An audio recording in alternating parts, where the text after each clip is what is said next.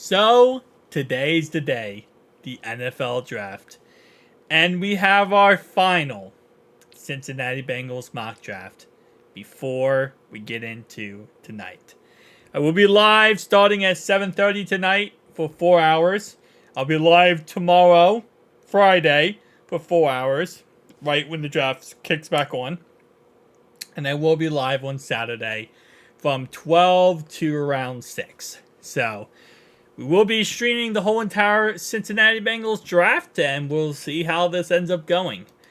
But the 18th overall pick in Cincinnati is on the board. Let's talk about it. All right, so clearly with Byron Murphy still on the board in this mock, I don't know if he'll be on the board in real life, but in this mock, he is still available. I really don't see why you don't take him. I mean, you need a DJ Reader replacement.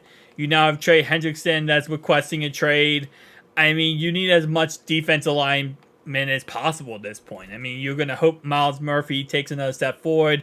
Sam Hubbard's coming off an extensive ankle surgery. So get yourself your star defensive tackle, and let's kind of move on from there. Pick 2. This is where I would love to go with a couple of different options. Troy Franklin, Jatavian Sanders, Braden Fiske, always butcher his name. Or you could go with offensive tackle, right?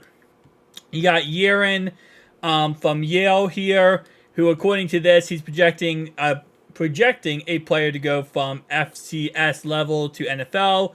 As a starter is tricky, right? So there's really no likelihood that you're going to take an offensive tackle in the second round based on who's available, right? Based on who's available.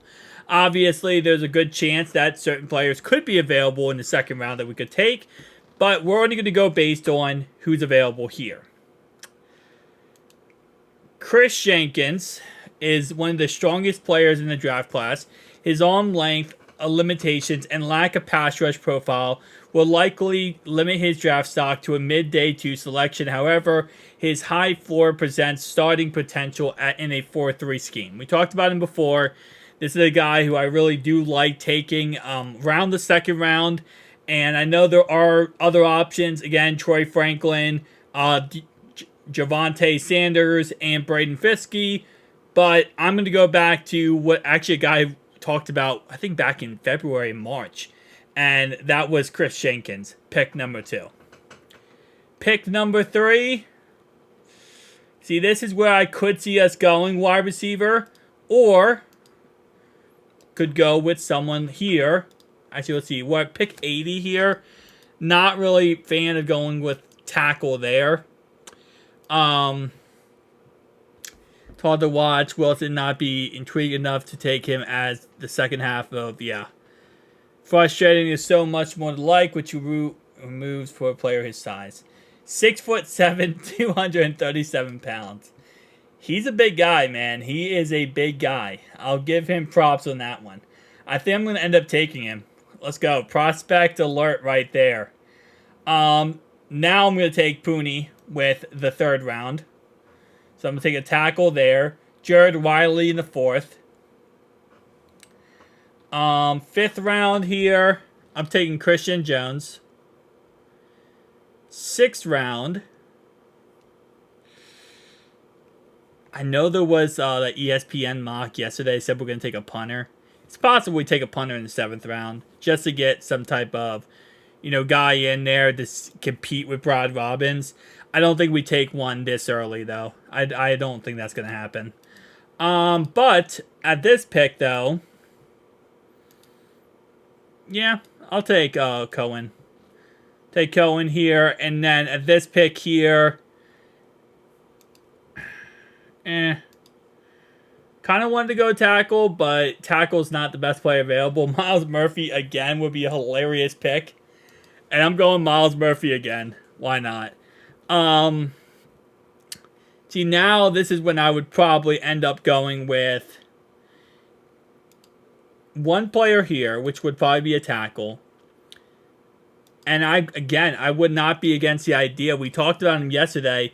Austin from Texas Tech is one of the best punters in college throughout his career. He earned an 87.6 punting grade in 2023. I mean, you got to get yourself a punter who can actually get the job done. I love Brad Robbins, but 7th round, end of 7th round, give me a damn punter. At this point, you know what? Your greatest defense is punting. Anyway, though, Byron Murphy, A+, Chris Jenkins, A-, Johnny Wilson, B-. Listen, it's just a prospect of him being 6'7". We took a tackle in the 3rd. Jared Wiley took a tight end, another tackle, a guard, a defensive lineman, and we took a another tackle, and then a punter. So in the end, we get our replacement for DJ Reader. We get another guy that can help us if we do lose Trey Hendrickson. I don't think we will. But if we do, we got another guy to replace him. Myles Murphy on the other side of Myles Murphy. And then we got some tackles, and then we got a guard, and then we got a punter to move on. So I ended up getting A- for this draft. They said I should have took Troy Franklin over Chris Jenkins. I agree that I really do like Troy Franklin. But at the end of the day, you know, I'm looking what's best available for us. And I think both of those picks, I mean, Troy Franklin, I believe, is maybe like, 35, 33? And then Chris Jenkins was picked, he was equivalent of 50. So, probably should have took Troy Franklin, but I really do like Chris Jenkins. I think he has high upside, and right now what we need is to, number one, protect our quarterback, keep Joe Burrow upright, protect him, make sure he's not getting hit, and number two is get this defense figured out. Because we can't go into the season with a defense we don't know what's going on, right? We have to figure out this defense. So those are the two things we have to make sure we work on going into this season. Thank you guys for watching. See you guys next one.